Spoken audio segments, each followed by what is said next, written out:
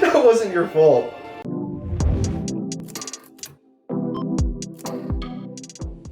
What's up, my VR All-Stars? Vanlin here with another exciting adventure into the virtual world. And today, I'm gonna hop on the bandwagon so many other people have been going on.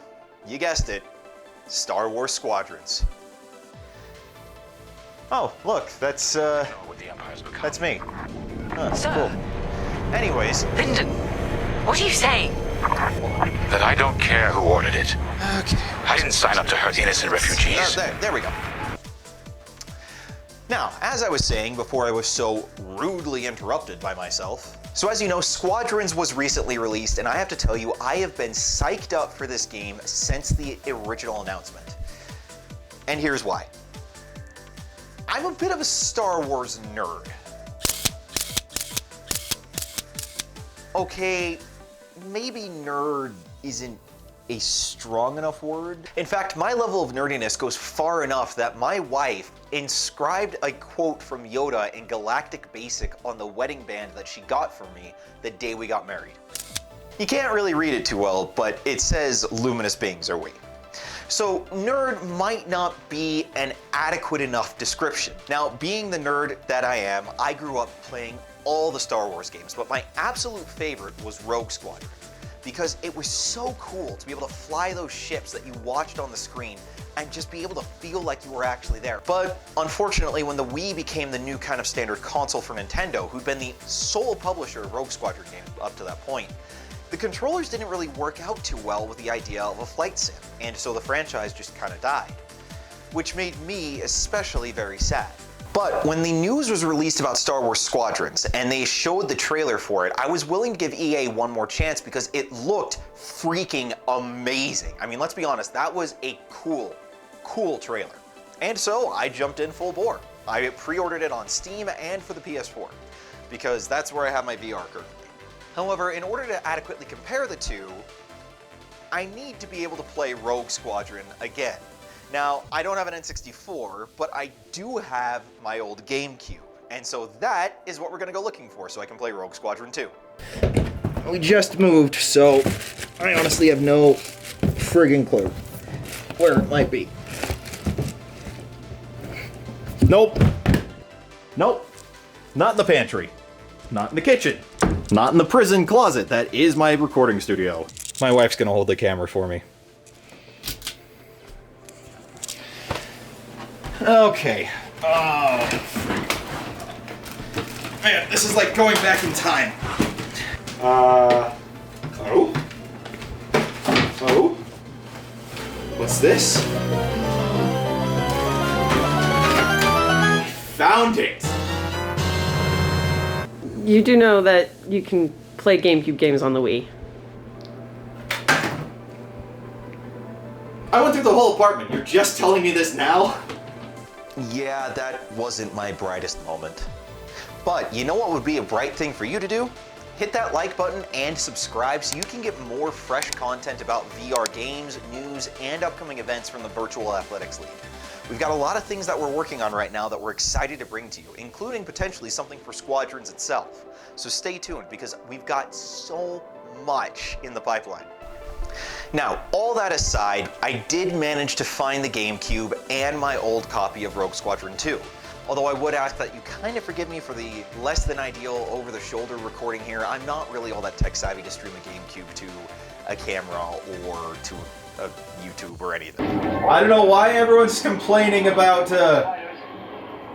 not having B-Wings in Squadron. They are the worst designed, most moronic ship I have ever flown.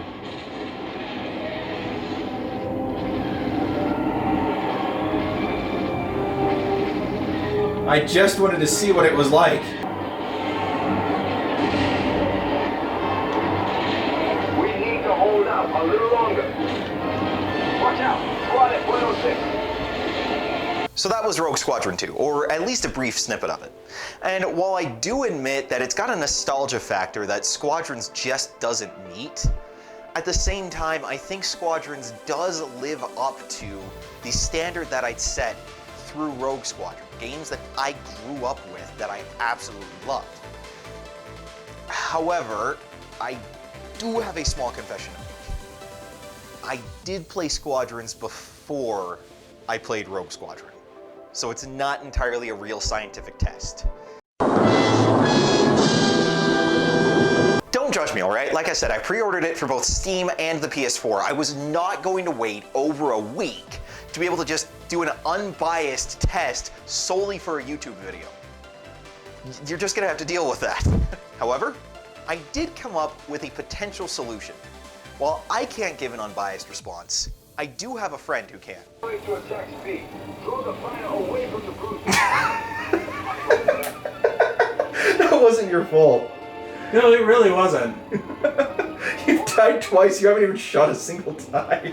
There hasn't even been a single tie. Okay, so, in the interest of science, I brought in my best friend from growing up, Heath, and he is our dirty Trekkie in an X-Wing right now. I brought him in because I wanted to make this as scientific as possible. So after throwing you through Rogue Squadron, did it measure up to what we remembered it being as kids? You know, it does. It's a little like riding a bike. You know, you just hop in, pick up the controls of an X-Wing, and start blasting TIE fighters. It's very arcadey, very easy to get into. There's not a lot of difficulty curve, and you can just go to town. So what did you think of Squadrons? Squadrons was a lot of fun. First of all, visuals were breathtaking, especially compared to Rogue Squadron, which I had played 5 minutes earlier. But, you know, there's a lot more strategic depth to it. There's a little bit of X-Wing versus TIE Fighter in there, where you've got different subsystems you need to allocate power to, and really kind of think about, how do I want to approach this situation? You know, if I'm attacking or defending. Also being able to switch crafts at a moment's notice. So, you know, I'm going to attack the enemy ship. I want a Y-Wing. Now I have to fall back to defend. Let's pick up an A-Wing. You know, there's a lot there to really dig in and chew. And so what did you think of it in VR? In VR, well, I mean, I already told you the visuals were breathtaking, but also just being able to look around and visually track where that TIE interceptor went to and be able to get back on target was a lot of fun and also very helpful for gameplay. Yeah. So, in your opinion, does it measure up to the games that we played as kids? The Rogue Squadrons, the TIE Fighter, X-Wing versus TIE Fighter, etc. Does it measure up to kind of our memories, and is it sort of a spiritual successor?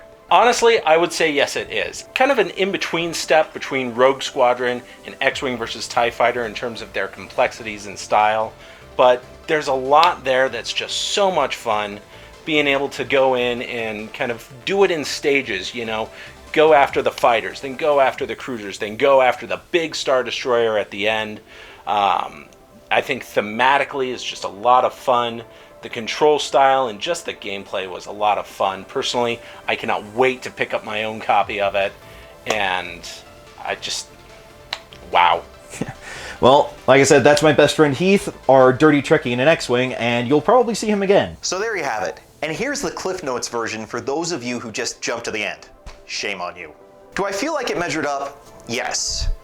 While I fully and freely admit that I probably was looking at Rogue Squadron and Naboo Starfighter and other games in this franchise through rose-colored glasses, and they may not have been quite as good as I remember them being, I do feel as though Squadrons does live up to the expectations I have for a combat flight sim Star Wars game.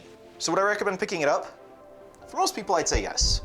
For starters, the campaign and the story it tells is incredibly compelling, and the fact that they intertwine characters and ships from both factions, both the Empire and the New Republic, makes for a very interesting interwoven storyline where you're not sure who to root for during any of it. I also have to say that I appreciate the amount of replayability that EA has put into this game through not just the multiplayer matches, but also through the skirmishes against the AI, the practice trainings, etc. Because with the original Rogue Squadron games, once you were done with the storyline, that was basically it. You went back to do certain missions you wanted to do, but there wasn't really anything to keep you playing beyond what they just initially gave you. Am I going to say that this is the greatest game ever made? No, not by a long shot. That having been said, I do, however, think EA did succeed in delivering a compelling, enjoyable starfighter combat sim, the likes of which we haven't seen in many, many years. That having been said, if you want to check out some footage of our tournament streams, you can do so at the link right here. Or if you want to see some of our other content, go ahead and click the link right here. And if you want to join our Discord, go ahead and check out the link in the description. We'd love to chat with you. Now you guys stay safe, stay healthy. I will see you all next time.